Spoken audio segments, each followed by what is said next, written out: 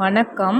சத்தான நாட்டுக்காயான நம்ம பரங்கிக்காயில் அல்வா செய்கிறது எப்படின்னு இப்போ நம்ம பார்க்கலாமா?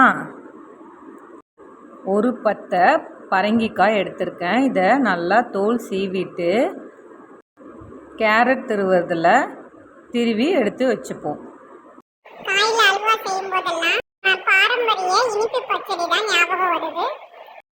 ஒரு வாணலில் நெய் சேர்த்து அல்வாவுக்கு தேவையான அளவு முந்திரி, திராட்சை ரெண்டையும் வறுத்து எடுத்து வச்சுக்கலாம். அதே நெய்யில் பரங்கிக்காவை சேர்த்துட்டு நல்லா கலந்து விட்டுட்டே இருப்போம்.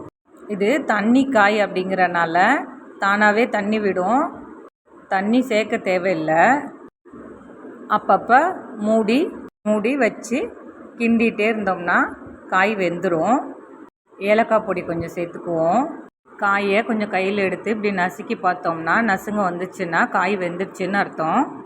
இப்போ கொஞ்சம் மசிச்சு விட்டுக்கிறேன். காய்க்கு 3/4 அளவு சர்க்கரை சேர்த்துக்கோங்க. பத்தலைன்னா மறுபடியும் சேர்த்துக்கலாம். நல்லா சுண்டி வந்ததும் அவ்வளோதாங்க, சுவையான சத்தான பரங்கிக்காய் அல்வா ரெடி. நன்றி, வணக்கம்.